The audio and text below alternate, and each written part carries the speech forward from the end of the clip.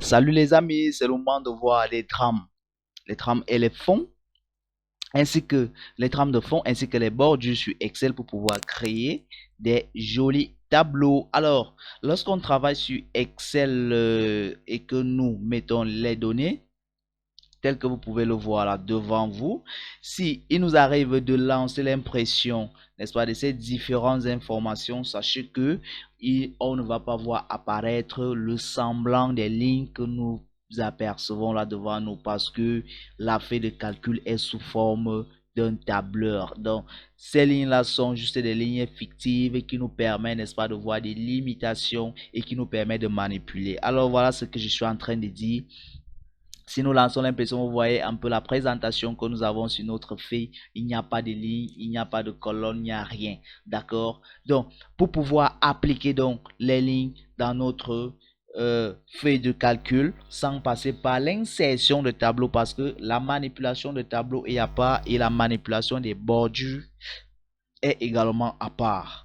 Donc, ici, donc, nous allons donc voir comment est-ce qu'il est possible d'insérer des bordures, comment est-ce qu'il est, comment est-ce qu'il est possible également d'insérer les trames de fond. Alors, pour ce qui est donc des bordures, c'est très simple. Je prends le cas, si je me positionne peut-être sur la ligne sur nom et prénom ainsi que les mois qui sont là et que je clique là, vous avez plusieurs possibilités de manipulation. On vous propose là une bordure inférieure, une bordure supérieure. Si je prends peut-être la bordure supérieure et que je reviens, je me rends compte qu'effectivement il y a eu une ligne qui vient de s'ajouter ici en haut sous forme de bordure et vous voyez également que cette ligne elle est plus foncée, sa couleur est plus imposante par rapport aux autres lignes. Donc, c'est comme ça que vous allez donc souvent appliquer les bordures dans vos différentes données, n'est-ce pas? Tout simplement en choisissant bordure, toutes les bordures extérieures. Donc, si je prends peut-être toutes les bordures, vous allez voir qu'automatiquement, j'ai donc le tableau. Et si je relance l'impression, par exemple, vous allez voir que mes données sont déjà effectivement sous forme de tableau.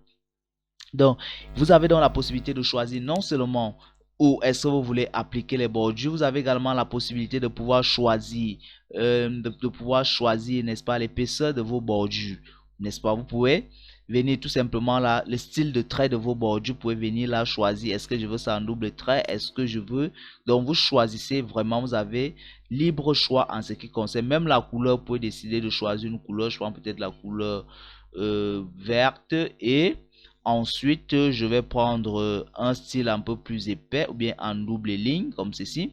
Alors, vous voyez, lorsque vous sélectionnez cela, vous voyez, vous avez l'impression que rien ne s'est produit et qu'il y a un petit crayon qui s'est activé. Ne vous fiez pas à ce crayon, ce petit crayon-là, c'est lorsque je vais appliquer simplement peut-être sur une sélection que moi-même je vais appliquer.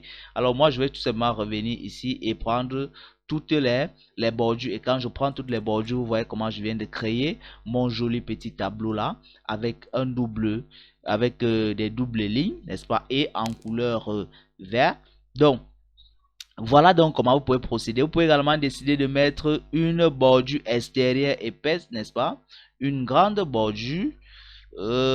Attention, ouais, où j'étais. C'est pour ça que ça s'est ajouté là. Je peux d'abord sélectionner au préalable. Voilà, je sélectionne mon tableau et je prends là.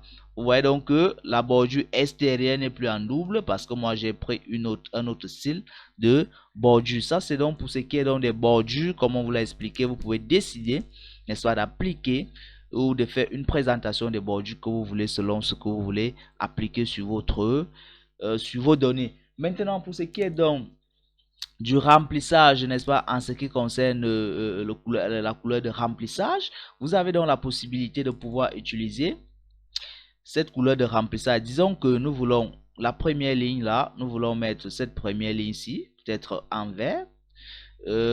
Cette cellule-ci, on va venir ici, n'est-ce pas, sur la couleur de remplissage. Nous sommes toujours dans Accueil. Nous allons simplement dérouler nous avons là les palettes de couleurs. À nous de choisir donc la couleur que nous souhaitons. Si je prends peut-être le vert et je dis je veux mettre la police en blanc. Ici, pareil, je vais peut-être choisir également, si je veux prendre également le vert, je fais ceci. Donc, vous voyez vraiment que avec ceci, j'ai donc la possibilité. Et là, vous voyez qu'on a l'impression qu'il n'y a plus les bordures parce que ici, on n'a plus le vert. On peut revenir là, on se dit, pour afficher les couleurs, on va reprendre la couleur blanche tout simplement. Et ensuite, nous venons, on prend toutes les bordures. Donc, c'est vous qui créez votre tableau. Vous voyez, je viens de recréer, je viens de rechoisir, n'est-ce pas, les options pour pouvoir afficher mon tableau. Donc, voilà comment est-ce que vous allez donc choisir les couleurs que vous allez mettre sur vos différentes données. Comment est-ce que vous pouvez les manipuler, changer les couleurs. Au niveau des palettes également, vous avez la possibilité de choisir, n'est-ce pas, le style de couleur qui va s'imposer à vous. Vous pouvez aller dans autre couleur. Dans autre couleur, vous avez là les palettes, n'est-ce pas? Vous avez les couleurs personnalisées de RVB, n'est-ce pas? Le rouge, le vert, le bleu qui sont là devant vous. Donc RVB là, c'est le rouge, vert, bleu qui vous permet donc de choisir, n'est-ce pas, de style de couleur. Et là, c'est la couleur qui va s'apparaître. Donc si je décide de mettre ça peut-être en blanc, ainsi de suite. Si je m'arrête là, je prends là, vous voyez qu'automatiquement, je viens de changer, n'est-ce pas, le style de couleur qui s'apparente à ce niveau. Donc ainsi donc vous avez donc la possibilité de pouvoir mettre des couleurs, de pouvoir choisir les polices, n'est-ce pas, les couleurs de votre police, de pouvoir manipuler vos données pour faciliter, pour donner une bonne présentation ou encore une présentation plus professionnelle et plus agréable, n'est-ce pas, à la vue, n'est-ce pas, en ce qui concerne vos données. Alors, je suis sûr donc que désormais vous maîtrisez déjà comment est-ce que on manipule donc les bordures ainsi que les trames de fond, encore les couleurs de remplissage.